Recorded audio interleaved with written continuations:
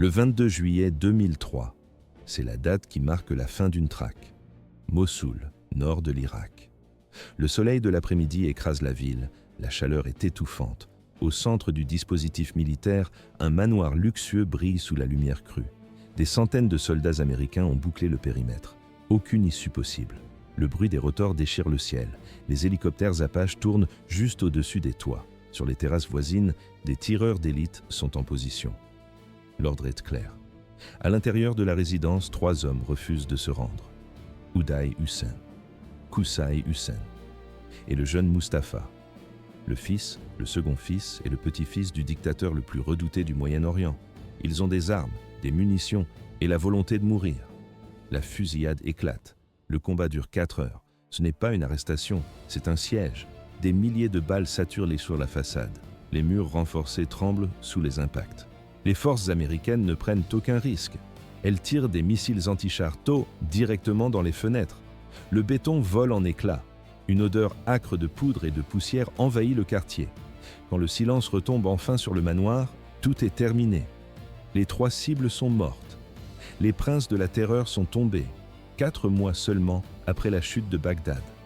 Ainsi s'achève la lignée de l'un des dictateurs les plus brutaux du XXe siècle. Pourquoi cette fin a-t-elle été si différente de celle de leur père? Saddam aura droit à un tribunal. Ses fils ont eu droit aux missiles. Mais cette différence de traitement n'est pas un hasard. Leurs derniers instants révèlent la nature profonde d'un régime bâti sur le sang. À première vue, une simple opération militaire. Mais en réalité, c'était l'effondrement total d'une dynastie. À l'image, on voit les ruines fumantes. Mais les décombres cachent des secrets. Les enquêteurs ont récupéré des preuves. Les derniers jumeaux radiophoniques d'Uday Hussein ont été enregistrés. Ils glacent le sang. Et ce que les soldats américains ont découvert en pénétrant dans ce manoir ensanglanté dépasse la simple violence. Les murs sont tombés, mais les conséquences sont encore là. Pour comprendre la chute, il faut revenir à la source du pouvoir. Voici l'empire de la terreur, voici Saddam. 1979. C'est l'année où la terreur est devenue une méthode de gouvernement à Bagdad. Au palais présidentiel, l'air était saturé de fumée de cigares et de sueur froide. Saddam Hussein ne cherchait pas simplement à gouverner. Il voulait verrouiller le pays par une purge méticuleuse et théâtrale. En quelques mois, l'homme qui avait gravi les échelons par la ruse politique a décidé d'éliminer toute concurrence. Il n'a laissé aucune place au doute, ni au sein de l'armée, ni au sein du parti Baas. Pourquoi Saddam a-t-il filmé cette réunion? Les dictateurs cachent habituellement leurs crimes, mais Saddam voulait que la peur soit vue de tous. Les documents déclassifiés de la CIA décrivent la scène avec précision. Saddam a rassemblé l'élite du parti dans un auditorium.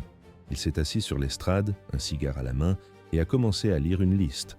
Sur la bande vidéo, on voit des hommes robustes s'effondrer en larmes. D'autres hurlent leur fidélité pour tenter de survivre. C'était inutile. Dès qu'un nom était prononcé, les gardes saisissaient l'accusé. Ils le traînaient hors de la salle vers une mort certaine. Ceux qui restaient assis, les survivants, ont reçu un ordre immédiat. Ils devaient prouver leur loyauté. On leur a donné des armes. Ils ont dû exécuter leurs propres collègues dans la cour du bâtiment. 68 hommes sont tombés ce jour-là, tués par leurs anciens camarades de parti. Ce bain de sang a fixé la norme du régime pour les décennies suivantes. La loyauté forcée n'était pas une option, c'était une question de survie biologique. Mais ce n'était que le début. Les archives saisies par les forces américaines en 2003 ont dévoilé l'ampleur du système. Saddam avait construit une machine complexe sur 20 ans. Il ne dirigeait pas seulement par la bureaucratie d'État, il dirigeait par l'asphyxie. À première vue, une société organisée et moderne. Mais en réalité, une prison à ciel ouvert gérée par le renseignement. Le Mukhabarat, les services secrets irakiens, ne surveillaient pas seulement les ennemis. Ils surveillaient tout le monde. Des millions de fiches s'empilaient dans les sous-sols. Le voisin espionnait le voisin. Le frère dénonçait le frère pour éviter d'être lui-même suspecté. La télévision d'État jouait un rôle central. À l'image, des exécutions publiques diffusées aux heures de grande écoute. Aucune censure. Le régime montrait les corps pendus pour envoyer un signal clair. C'était un spectacle d'obéissance forcée. Chaque citoyen devait comprendre le prix exact de la trahison. Saddam ne voulait pas que ce système meure avec lui. Le pouvoir absolu devait devenir héréditaire. Il ne voyait pas ses enfants comme de simples fils. Il les voyait comme des extensions de sa volonté, les futurs gestionnaires de l'empire de la peur qu'il avait bâti. Ainsi s'est forgée la dynastie de la terreur. 1964. C'est l'année où le monstre est né. Les registres de l'école Al-Mansour racontent une histoire sombre. Ces documents, conservés dans les archives nationales d'Irak, décrivent un élève problématique. Uday Saddam Hussein Al-Tikrit ne respectait aucune règle. Il frappait ses camarades, il menaçait ses professeurs, les suspensions s'accumulaient, mais les sanctions glissaient sur lui. À 17 ans, son tempérament explosif était déjà une légende noire. Il portait des armes en classe, il utilisait son nom de famille comme une matraque pour obtenir ce qu'il voulait. La peur était son outil de contrôle favori. Pourquoi cette folie ? Le chirurgien plastique personnel de la famille Hussein a donné la réponse au Washington Post en 2003. Selon lui, Uday était psychologiquement instable depuis l'adolescence. Il ne reconnaissait aucune limite morale. Ce mot n'existait tout simplement pas dans son vocabulaire. Qusay Saddam Hussein Al-Tikrit était né 2 ans plus tard, en 1966. Il était l'opposé total de son frère aîné. Les rapports du renseignement britannique, déclassifiés en 2010, dressent un portrait glaçant. Uday était le feu, Qusay était la glace. À première vue, un homme discret et effacé. Mais en réalité, un tueur méthodique et calculateur. Uday cherchait les projecteurs et le plaisir immédiat. Qusay préférait le silence. Il opérait dans l'ombre, il consolidait sa base de pouvoir au sein de la garde républicaine spéciale et des services de sécurité. C'est par ce travail invisible qu'il est devenu le successeur favori du père. Ces 2 jeunes hommes ont grandi entre les palais de marbre et les privilèges illimités. Ils ont été élevés dans la logique de la violence. Mais comment sont-ils devenus les bourreaux les plus redoutés du XXe siècle ? Leur crime allait bientôt faire hésiter les alliés les plus fidèles de Saddam. Mais ce n'était que le début de l'horreur. Fin des années 80. Uday a 20 ans. Il est nommé président du Comité olympique national d'Irak. Human Rights Watch a documenté la réalité de cette présidence en 2004. L'échec sportif n'était pas toléré. Les athlètes qui perdaient étaient torturés. Shahrar Haidar, ancien joueur de l'équipe nationale, a témoigné au New York Times. Il a vu la scène de ses yeux. Uday donnait l'ordre froidement. Les gardes frappaient la plante des pieds des joueurs avec des barres de fer. On entendait le bruit du métal contre la chair. Sous le stade, Uday avait fait construire une prison privée. Certains athlètes y sont descendus. Ils n'en sont jamais remontés. Les enquêteurs de l'ONU ont analysé les registres du régime après la chute de Saddam. Ils ont découvert l'ampleur réelle de la dépravation d'Uday. Il tenait une comptabilité macabre. Il conservait des livres de trophées, des albums remplis de photographies de femmes qu'il avait kidnappées et violées. Les témoins interrogés par la BBC en 2003 ont décrit le processus. Les gardes du corps repéraient une femme dans les rues de Bagdad. Ils l'enlevaient en plein jour. Personne ne pouvait rien faire. Un incident en 1988 a marqué un tournant. Une fête battait son plein au palais présidentiel. Uday était ivre. Il a fixé Kamel Hanna Gegeo. C'était l'assistant personnel de Saddam et son goûteur. Mais Gegeo avait commis une erreur fatale. Il avait présenté une seconde épouse au dictateur. La mère d'Uday était furieuse. La tension est montée instantanément. Devant des centaines d'invités figés, Uday a pris une canne électrique. Il a frappé Gegeo. Les coups pleuvaient. Il l'a battu à mort au milieu de la salle de réception. Les rapports de la police secrète irakienne documentent les conséquences. Saddam était fou de rage devant cette humiliation publique. Il a exilé Uday en Suisse. Mais le dictateur ne pouvait pas abandonner son premier-né. L'exil a été court. Après quelques mois, Uday est revenu à Bagdad. Son règne de terreur a repris de plus belle. Les événements se sont accélérés en décembre 1996. Les dossiers de l'hôpital de Bagdad enregistrent l'attaque. Des tireurs inconnus attendaient la voiture d'Uday. Probablement des proches de ces innombrables victimes. Les fusils automatiques ont ouvert le feu. Les vitres ont explosé. Uday a reçu 8 balles dans le corps. Il a survécu par miracle. Mais sa colonne vertébrale a été touchée de manière irréversible. Sur les images d'archives, on voit le changement. Uday ne se déplace plus qu'avec une canne. Il boite lourdement. Les médecins ont noté une dégradation mentale. Sa personnalité est devenue encore plus erratique après l'attentat. Son ancien chauffeur, Ali Abbas, a raconté les détails à CNN. Uday vivait sous perfusion constante d'analgésiques. Mais les drogues n'apaisaient pas sa violence. Elles nourrissaient sa paranoïa. Il voyait la trahison partout. Il voyait des complots dans chaque regard. Pendant ce temps, Qusay attendait son heure dans l'ombre.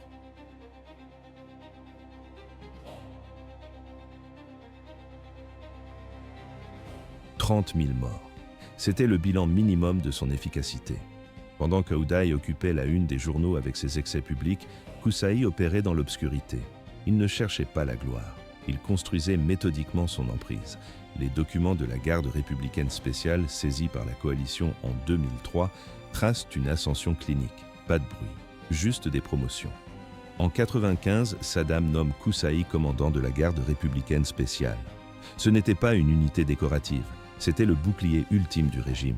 Sa mission était simple, écraser toute dissidence avant qu'elle ne prenne forme. Pourquoi Qusay était-il plus dangereux que son frère? Uday était imprévisible, mais Qusay était une machine. Des rapports du renseignement américain déclassifiés en 2008 le confirment. Il possédait la même cruauté que son frère, mais sans l'instabilité mentale. Une efficacité brutale et silencieuse. Les archives de la Mukhabarat dévoilent son véritable visage lors du soulèvement de 91. Après la guerre du Golfe, les chiites du Sud se sont révoltés. Ils attendaient l'aide américaine, elle n'est jamais venue. Qusay a pris les commandes de la riposte. Les estimations de l'ONU donnent le vertige. Entre 30 000 et 60 000 civils ont été massacrés sous ses ordres. À première vue, 2 frères unis par le sang, mais en réalité, 2 méthodes opposées. Uday hurlait et menaçait. Qusay, lui, restait calme. Wafik al-Samarai, l'ancien chef du renseignement militaire, l'a décrit sur Al Jazeera. Qusay ne donnait pas de spectacle, il donnait des ordres froids pour des exécutions de masse. Il ne voyait pas des êtres humains, il voyait des problèmes techniques. La solution était toujours l'élimination. Mais la froideur administrative peut être pire que la rage. Sur un document retrouvé dans les archives du palais présidentiel, on voit une signature rapide au bas d'une page. C'est celle de Qusay. En une seule nuit de 98, il autorise l'exécution de 122 prisonniers politiques. Le motif officiel est glaçant. Mesure de sécurité préventive.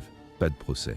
Juste une liste de noms barrés à l'encre rouge. L'attentat de 96 a laissé Uday diminué et instable. Pour Saddam, le choix est devenu évident. Qusay était l'avenir. En l'an 2000, le dictateur le propulse au commandement régional du parti Baas. Le fils cadet tenait désormais tous les leviers de la machine répressive irakienne. Mais le temps jouait contre eux. Comment ces 2 hommes allaient-ils réagir face à l'effondrement de leur monde en 2003? D'un côté, un psychopathe impulsif, de l'autre, un bourreau calculateur. Et au milieu d'eux, Mustapha, le fils adolescent de Qusay, élevé dans ce culte de la violence absolue. Leur destin allait bientôt se sceller. 20 mars 2003. C'est la date précise où l'enfer s'est déchaîné sur l'Irak. L'opération Choc et Effroi a commencé sans avertissement. À l'image, le ciel de Bagdad s'illumine soudainement en orange et rouge. Les explosions des missiles Tomahawk déchirent dans la nuit. Les sirènes de raids aériens hurlent en continu, couvertes par le fracas des détonations. Ce n'était pas une simple attaque, c'était une démonstration de force brute destinée à paralyser l'ennemi instantanément. Pourquoi le régime s'est-il effondré si vite? Les généraux irakiens avaient promis une résistance farouche, mais la chaîne de commandement a été pulvérisée dès les premières heures. Les registres militaires du commandement central documentent cette chute rapide. En seulement 3 semaines, le pouvoir de Saddam Hussein a cessé d'exister. Les journaux de la garde républicaine, retrouvés plus tard sous les décombres, confirment le chaos total. Les unités ne recevaient plus d'ordre. Les soldats jetaient leurs uniformes et désertaient. L'empire de la terreur était à terre. Mais une question obsédait les services de renseignement. Où étaient passés les Hussein? Les rapports du Pentagone indiquent une séparation stratégique immédiate. Dès les premiers bombardements, le clan s'est dispersé. Saddam a pris la direction de l'ouest. Il a fui vers Tikrit, sa ville natale, pour se fondre dans la population locale. Il est retourné à ses racines tribales pour survivre. Ses fils ont choisi une autre voie. Uday et Qusay ne sont pas partis les mains vides. Ils ont chargé des voitures blindées. Ils ont emporté des valises remplies de liasses de dollars et des caisses d'armes automatiques. Ils comptaient sur un réseau d'anciens loyalistes pour les cacher. Mais l'étau se resserrait. Les services américains traquaient chaque appel, chaque mouvement de fonds. Juillet 2003 marque le tournant décisif. Une source humaine a fini par parler. L'information est remontée jusqu'au sommet. À première vue, une villa bourgeoise ordinaire à Mossoul, mais en réalité, la dernière forteresse des héritiers du dictateur. On voit sur les images satellites, les véhicules militaires américains bouclent le quartier. Les soldats de la 101e division aéroportée prennent position. Ils savaient qui se trouvait à l'intérieur. Il n'y aurait pas de négociation. La traque touchait à sa fin. 30 millions de dollars. C'était le prix exact de la trahison. Pourquoi Nawaf al-Zaïdan a-t-il vendu sa propre famille aux Américains? Il leur avait offert l'hospitalité par le sang, mais l'appât du gain a effacé les liens de parenté. Le 21 juillet 2003, le téléphone sonne au quartier général américain. L'informateur est clair. Les frères Hussein se terrent chez lui. Ils sont dans le quartier de Fala, à Mossoul, une villa massive, une forteresse urbaine. Le rapport opérationnel de la 101e division aéroportée détaille la mécanique de l'opération. Ce document a été déclassifié en 2010. Le colonel Joe Anderson reçoit l'ordre direct, capturer ou éliminer. Il n'y avait aucune illusion sur l'issue. Avec la réputation de violence des frères, personne n'attendait une reddition pacifique. Le 22 juillet 2003, leur hache approche. 200 soldats de la 101e division encerclent la villa. Le périmètre est bouclé sur 2 niveaux, 4 véhicules blindés. Bradley prennent position aux angles de la rue. Leurs chenilles écrasent le bitume. Les tireurs d'élite occupent les toits adjacents. Chaque fenêtre est une cible potentielle.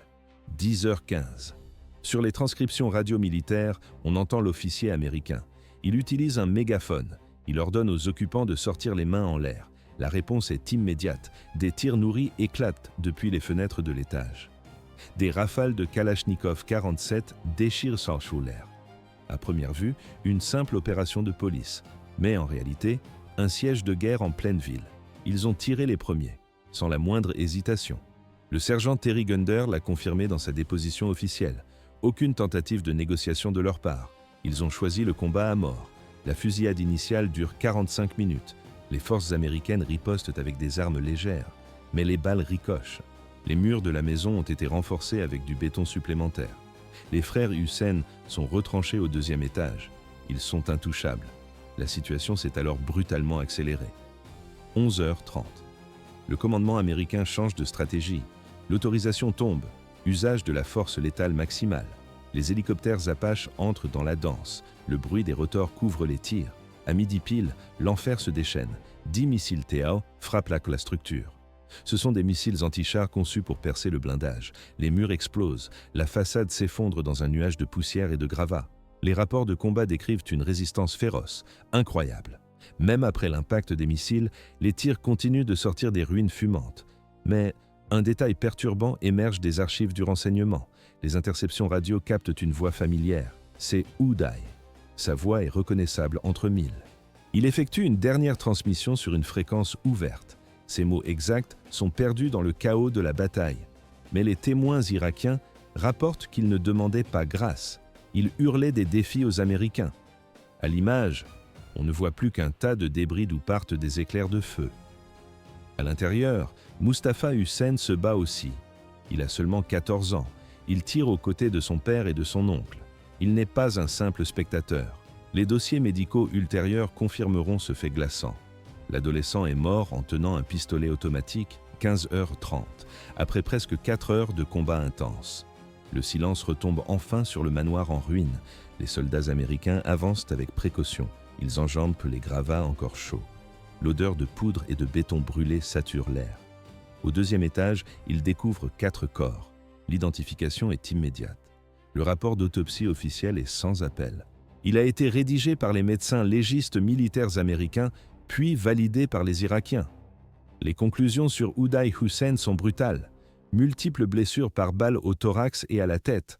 La cause du décès est un traumatisme balistique massif. Sur la table d'autopsie, un dernier détail permet l'identification formelle. Le corps porte de larges cicatrices d'ancienne chirurgie, les restes de l'attentat de 96. Le dossier était clos. 4 corps alignés sur le métal froid. L'examen médico-légal a été clinique et brutal. Uday Hussein présentait des cicatrices anciennes, vestiges de l'attentat de 96. Mais les nouvelles blessures étaient banales et fatales. Des impacts de balles au thorax, à l'abdomen et à la tête. La cause du décès est indiscutable. Traumatisme balistique massif et hémorragie. À ses côtés gisait Qusay Hussein, le thorax perforé par les tirs. Une hémorragie interne massive a eu raison de lui. Puis, le corps du petit-fils, Mustapha Hussein, touché lui aussi en pleine poitrine. Le 4e cadavre a été identifié comme celui d'Abdel Hamid Mahmoud al-Khattab. C'était le garde du corps fidèle, il est la mort à son poste. Le rapport du colonel Anderson au Pentagone était formel. La résistance a dépassé toutes les prévisions américaines. Pourquoi n'ont-ils pas négocié? Ils avaient là pourtant l'occasion de sortir les mains en l'air. Mais la haine était plus forte que l'instinct de survie. Ils se sont battus jusqu'à la dernière seconde. Aucune tentative de reddition. Juste des coups de feu jusqu'au silence total. Confirmation et controverse. 23 juillet 2003.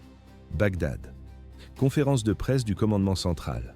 Le général Ricardo Sanchez a pris la parole devant les journalistes. Il a annoncé officiellement la mort d'Oudaï et de Qusay Hussein lors de l'opération militaire à Mossoul.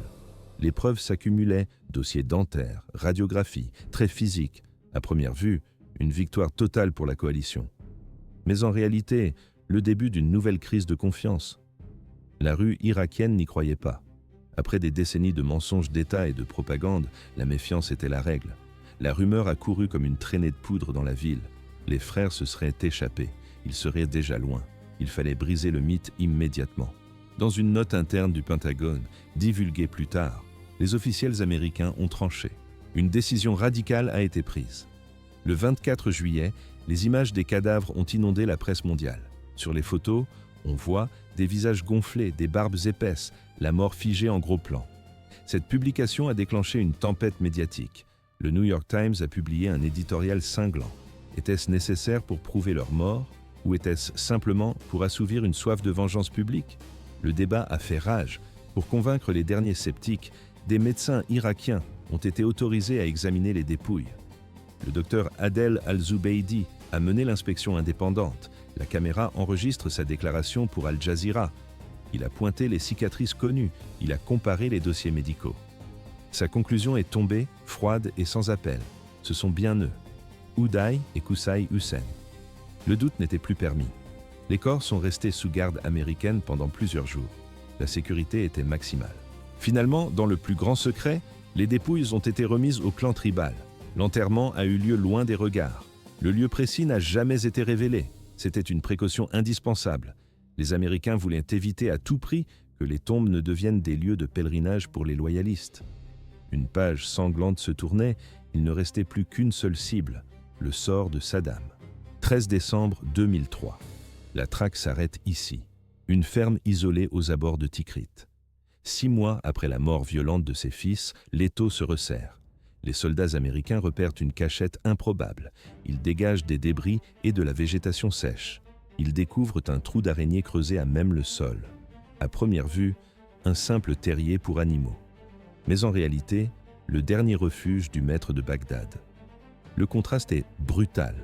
L'homme qui a dirigé l'Irak par la terreur pendant des décennies sort de terre. Il est sale, il porte une barbe hirsute, son regard est vide. L'odeur de la crasse remplace l'encens des palais dorés. Les exécutions sommaires et le faste semblent loin. Il est désorienté. Les soldats le tirent hors du trou sans ménagement. Il ouvre la bouche. « Je suis Saddam Hussein, le président d'Irak, et je veux négocier. » C'est ce que rapportent les transcriptions officielles de la capture. Mais sa voix a changé. Elle est rauque. Elle résonne comme un aveu d'impuissance. La réponse du soldat américain claque comme un coup de fouet. Le président Bush vous envoie ses salutations. L'ironie est totale. Une époque s'achève sur cette phrase. Mais ce n'était que le début de l'humiliation. Pourquoi l'ont-ils gardé en vie? Ils auraient pu l'abattre sur place, mais le symbole d'un procès était plus puissant qu'une balle.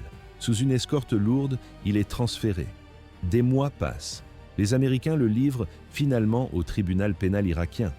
Ce ne sont pas les envahisseurs qui le jugeront, mais le nouveau gouvernement formé après l'invasion de 2003. Le procès débute en 2005. Les caméras du monde entier transmettent les images en direct. Le dossier choisi pour l'ouverture est sanglant, le massacre de Doujaïl. L'affaire remonte à 82. 148 chiites exécutés.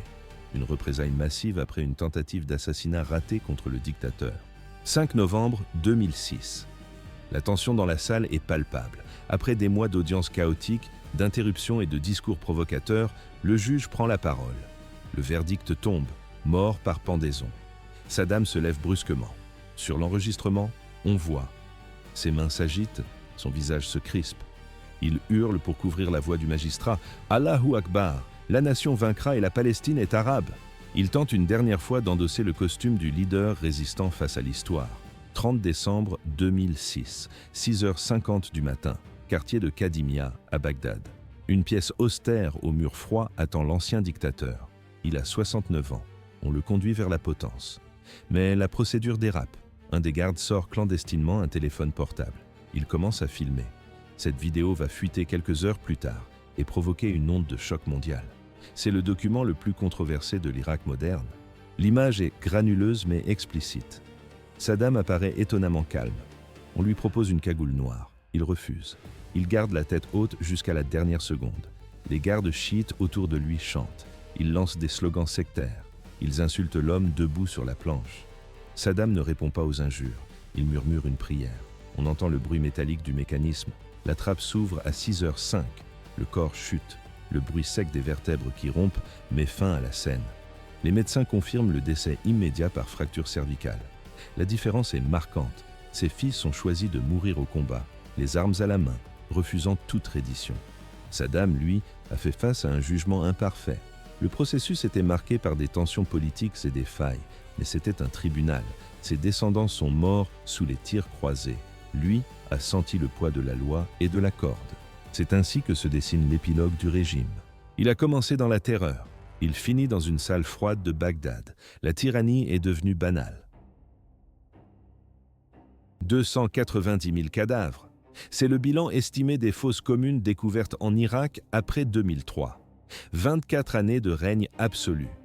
La famille Hussein n'a pas simplement gouverné le pays, elle l'a verrouillé par une formule brutale.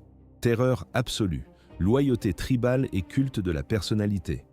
Ce système reposait sur la peur constante. Mais un jour, la machine s'est enrayée. L'empire de Saddam, bâti sur le sang et la propagande, s'est effondré sous le poids de ses propres contradictions. Les archives historiques révèlent aujourd'hui l'ampleur réelle du massacre. 1988, Halabja. L'attaque chimique contre cette ville kurde reste le symbole indélébile du régime. 5000 personnes exterminées en une seule journée. Sur les images d'archives, on voit des corps figés dans les rues, la peau brûlée par le gaz moutarde, des mères tenant encore leurs enfants. Ce n'était pas une bataille, c'était une extermination calculée.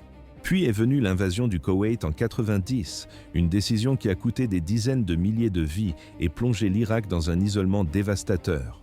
En comptant les guerres déclenchées par Saddam, plus d'1 million d'êtres humains ont péri, victimes directes de son ambition, victimes collatérales de sa paranoïa. Mais la situation a empiré avec la génération suivante. Pourquoi Uday et Qusay étaient-ils encore plus redoutés que leur père? Saddam utilisait la violence comme un outil politique. Ses fils l'utilisaient comme un mode de vie. Ils n'étaient là pas de simples produits du système, ils en étaient les accélérateurs.